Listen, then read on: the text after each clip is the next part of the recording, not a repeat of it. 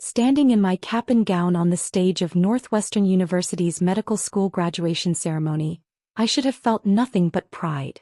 4 years of relentless studying, countless sleepless nights, and the culmination of a dream I'd held since I was 12 years old. Instead, I felt the familiar sting of my father's words echoing across the auditorium. Finally, someone else can support you instead of us. Dr. Marcus Hamilton, my father, had said this loudly enough for half the faculty to hear, his voice carrying that particular tone of relief mixed with disdain that I'd grown accustomed to over the years. He was standing with my mother, Patricia, my older brother David, and my sister-in-law Jennifer in the family section, all of them nodding and chuckling as if he'd just delivered the world's greatest punchline. Honestly, Marcus, my mother said, adjusting her designer handbag, 26 years of this burden. Thank God for medical residencies and their salaries. David, ever the golden child with his MBA and corner office at Hamilton Industries, our family's manufacturing empire, shook his head with theatrical sympathy. I've been telling you both for years. Some people just never learn independence. At least now she'll be forced to sink or swim on her own. Jennifer, who'd married into the family 5 years ago and somehow appointed herself the authority on fiscal responsibility despite never working a day in her life, added her 2 cents. Maybe now she'll appreciate everything you've sacrificed for her education. The irony was so thick I could have performed surgery on it. For 26 years, they'd treated me like the family charity case. The ungrateful daughter who'd chosen medicine over joining the family business.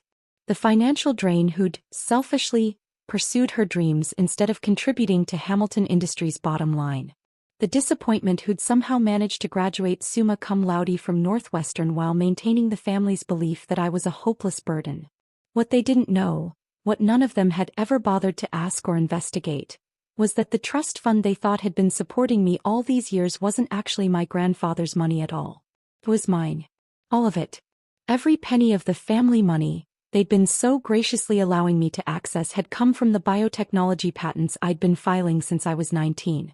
7 groundbreaking innovations in medical device technology, each one worth millions, all developed during my undergraduate years and licensed to major pharmaceutical companies under shell corporations that kept my name carefully hidden from any Hamilton family radar. The monthly payments they thought came from grandfather Hamilton's estate? Those were my patent royalties, filtered through a trust structure so complex that it would take a team of forensic accountants months to unravel. The allowance they'd been giving me? It was my own money, recycled back to me through a system I'd designed specifically to maintain their illusion of control. But more than that, so much more, was the fact that the very foundation of their comfortable lifestyle, their business success, their ability to maintain the Hamilton family prestige, had been quietly, invisibly supported by me for the past 7 years. Every time Hamilton Industries hit a rough quarter, mysterious investors appeared with exactly the capital needed to keep things smooth. Every time David's poor business decisions threatened major contracts, sudden windfalls of new clients materialized out of nowhere.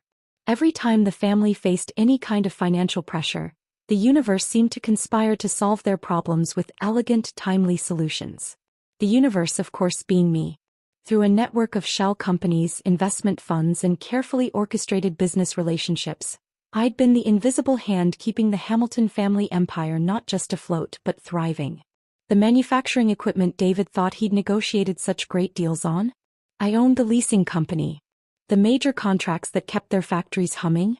I was the silent partner in half their biggest clients.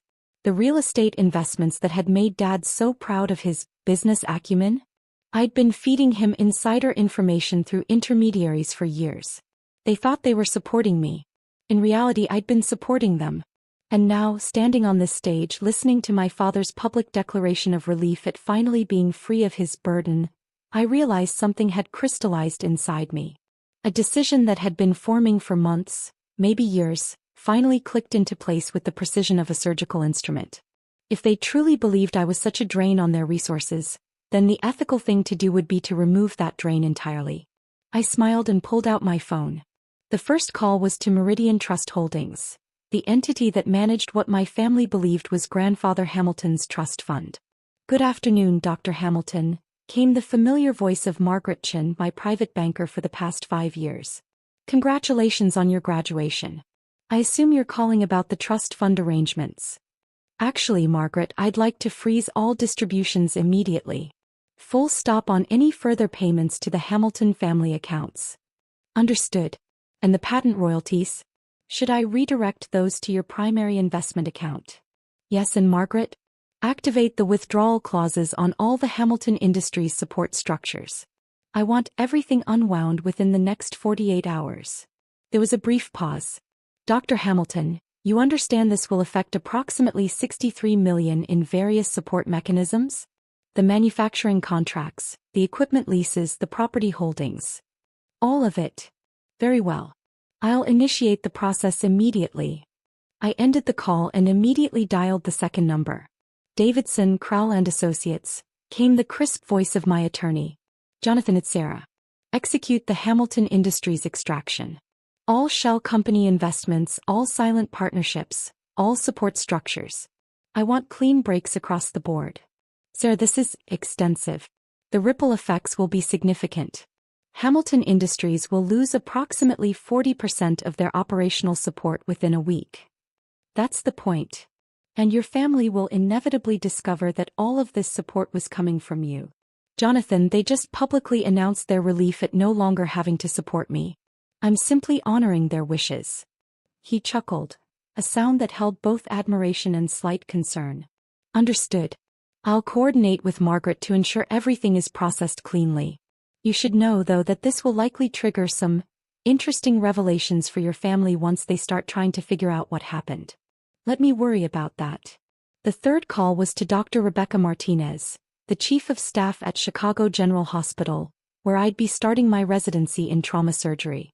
Sarah, congratulations on graduation. Are you ready to save some lives?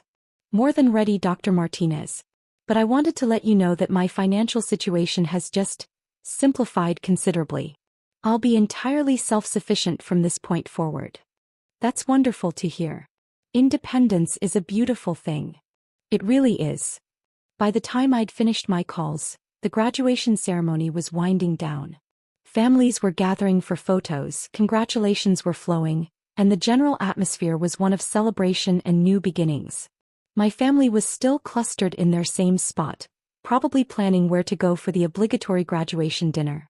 Dad was checking his phone with that slightly irritated expression he got when Hamilton Industries required his attention during family events. Mom was reapplying lipstick in preparation for photos. David and Jennifer were discussing something that required a lot of hand gesturing and serious nodding. None of them had noticed my phone calls.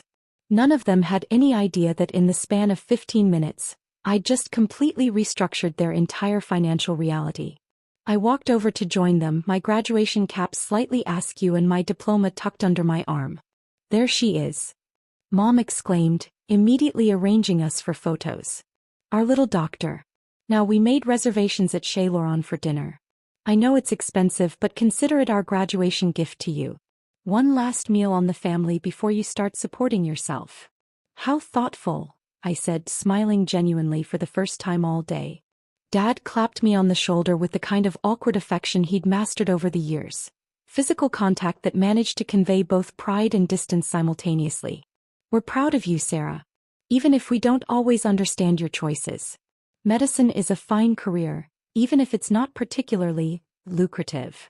Oh, I think I'll do just fine financially, I replied. David laughed. Well, you'll certainly have to. No more Hamilton family safety net. Time to see how the other half lives. Speaking of which, Jennifer added, you should probably start looking into those income-based loan repayment programs.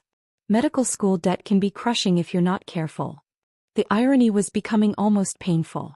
Here they were, offering financial advice to someone who could have bought their entire company with pocket change, while simultaneously celebrating their freedom from supporting someone who'd been subsidizing their lifestyle for nearly a decade. But I smiled and nodded because in about 48 hours the education would begin. We went to dinner at Chez Laurent, where my family spent the entire meal discussing Hamilton Industries' recent successes, David's brilliant business strategies, and Dad's exceptional leadership during challenging market conditions. They talked about their upcoming vacation to the Hamptons, Mom's plans to redecorate the dining room, and Jennifer's new jewelry collection. All funded, unbeknownst to them, by my innovations in medical technology. I ate my filet mignon and listened to them plan a future that was about to look very different from their expectations. The waiter brought the check and Dad made a great show of picking it up. Our treat, remember? Consider it an investment in your independence. Thank you, I said. I'll remember this dinner for a very long time. 2 days later, I was settling into my new apartment near Chicago General, a modest one-bedroom that I'd deliberately chosen to maintain appearances, when my phone started ringing. The first call was from Dad. Sir, we need to talk. Something very strange is happening with the business. Oh, what kind of strange? We've lost 3 major contracts in the past 24 hours. And our equipment leasing company is demanding immediate payment of some kind of penalty clause I've never heard of. Do you know anything about corporate law? This doesn't make sense. I'm sorry, Dad, but I'm just starting my medical residency. Corporate law isn't really my area. Right, of course. It's just, the timing is odd. The second call came from David. Sarah, this is going to sound bizarre, but did you ever hear Grandfather mention anything about complex investment structures in his will? Not really. Why? Because our financial advisor is saying some very strange things about the trust fund. Apparently, there are irregularities in the documentation. He's asking questions I can't answer. That does sound complicated. The thing is, all of this started right after your graduation. The same day you graduated, actually. It's probably just a coincidence, but... David, I'm sure whatever it is will get sorted out. The third call was from Mom. Sarah, honey, I hate to bother you during your first week of residency, but we're having some temporary cash flow issues. Just a few bills that came due at an awkward time. I don't suppose you could help us out? Just a small loan until we get this business situation resolved. Mom, I'm a first-year resident. My salary barely covers my own expenses. Of course. I just thought, well, you've always been so resourceful. The calls continued for a week. Dad, increasingly frustrated with equipment breakdowns and supplier issues. David, growing paranoid about the sudden string of coincidences affecting their business relationships. Mom, delicately hinting at financial pressures she'd never had to consider before. And then Jonathan called. Sarah, your family has hired forensic accountants. How do you know? Because the accountants called me. Apparently, they've traced some of the dissolved financial structures back to Davidson, Crowell and Associates. They're asking very pointed questions about shell companies and anonymous investment vehicles. What did you tell them? That client confidentiality prevents me from discussing anything without proper legal authorization. But Sarah, they're getting close. Within a few weeks, they're going to piece together enough to realize that their mysterious benefactor has been you all along. Good. Jonathan, they wanted independence. They're about to get exactly what they asked for. The revelation came 3 weeks later, at what was supposed to be a strategy meeting at Hamilton Industries. I know this because David called me afterward, his voice shaking with something between rage and disbelief. Sarah, I need you to come to the office. Right now. I'm in the middle of a 12-hour shift, David. People's lives are literally in my hands. This is about our lives. Our family. Everything we've worked for. Please. Something in his voice made me realize the moment had finally arrived. The educational component of this experience was about to begin. I arranged for another resident to cover my patients and drove to Hamilton Industries. The conference room was a tableau of devastation. Dad sat at the head of the table, his usually perfect posture slumped with defeat. Mom was crying quietly into a tissue. Jennifer looked like she'd seen a ghost. David was pacing behind a pile of financial documents that covered most of the table's surface.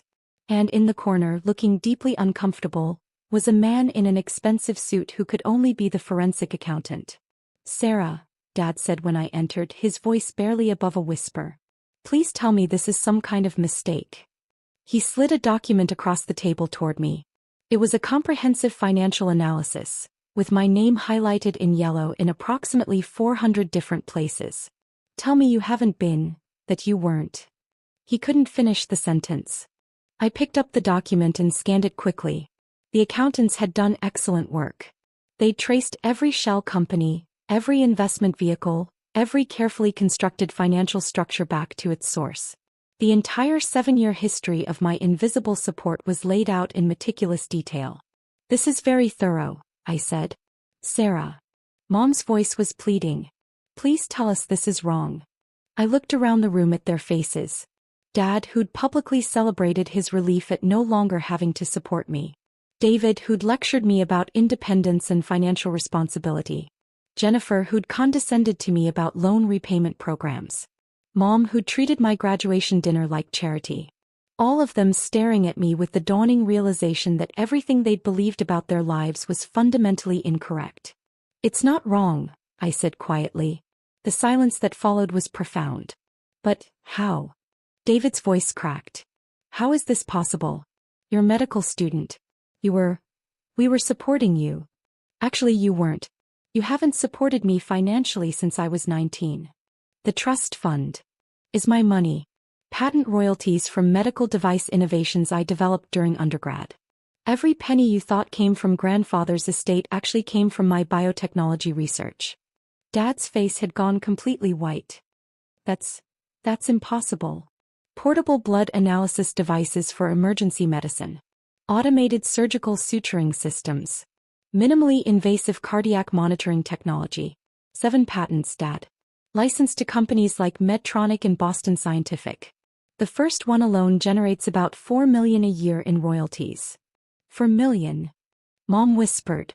The trust fund was just my money being managed by my financial team and redistributed back to me in a way that maintained your illusion of control. But that's not the interesting part. I picked up another section of the forensic report. The interesting part is this. Every time Hamilton Industries faced financial difficulties, mysterious solutions appeared. New contracts, favorable equipment deals, beneficial real estate opportunities. You thought it was your business acumen. Good timing. Market forces working in your favor. David sank into a chair. No. Every major success Hamilton Industries has had in the past 7 years can be traced back to companies I own, partnerships I orchestrated, or information I provided through intermediaries. I've been your silent partner, your invisible investor, your anonymous benefactor. Why? Dad's voice was barely audible. Because you're my family. Because I love you. Because I wanted you to succeed. But we never knew. You never asked.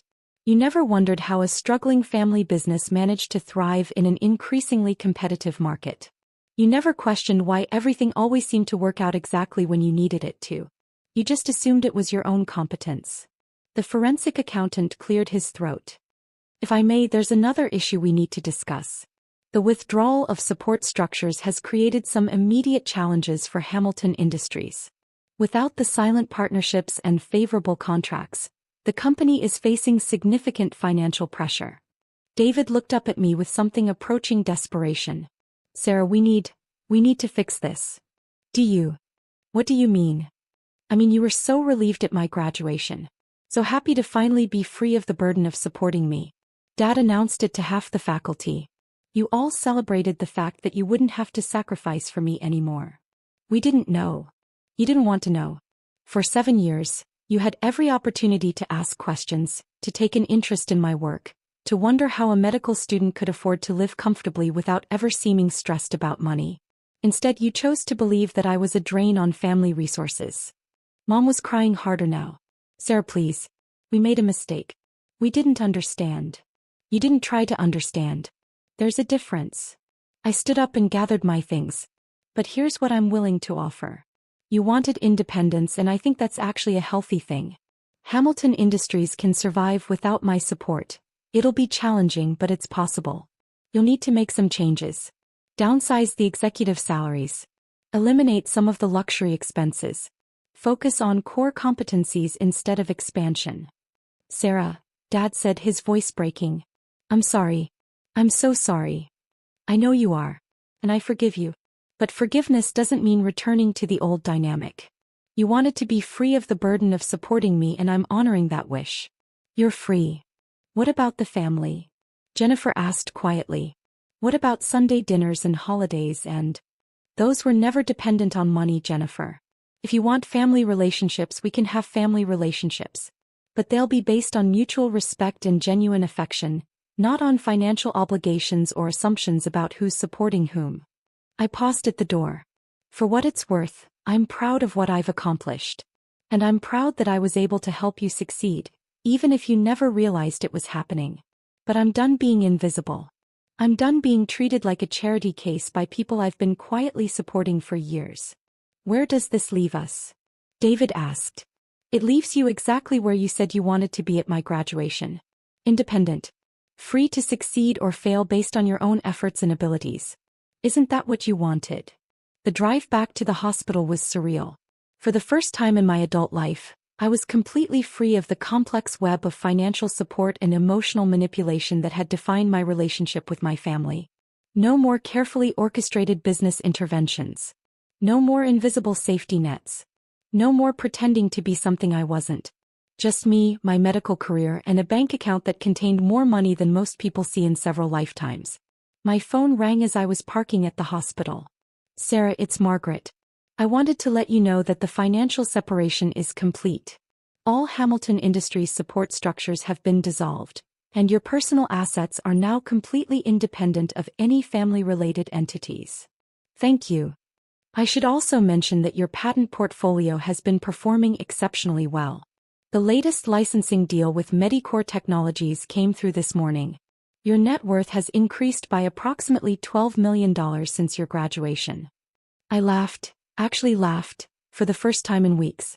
Margaret, I think it's time to start being more visible with my philanthropic work. No more anonymous donations. I want my name on the hospital wing I'm funding. I want public recognition for the scholarship programs. I want the world to know exactly who Dr. Sarah Hamilton is and what she's accomplished. That sounds like an excellent plan. As I walked back into Chicago General Hospital to finish my shift, I realized that my father had been right about one thing at my graduation. It was time for someone else to support me. That someone just happened to be me. 3 months later, I was featured on the cover of Forbes' 30 Under 30 issue with the headline, "The Medical Student Who Revolutionized Emergency Medicine While Her Family Thought She Was Broke."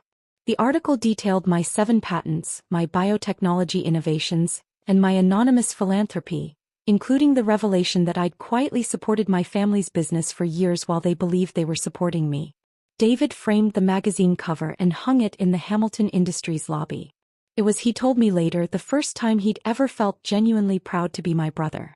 Family dinners resumed a month after that, but now they're held at the restaurant I own, and the conversations focus on medical breakthroughs and biotechnology innovations instead of who's supporting whom. And when Dad introduces me to his business associates now, it says, "My daughter, Dr. Sarah Hamilton, the biotech entrepreneur." Never once as a burden. Independence, it turns out, was exactly what we all needed.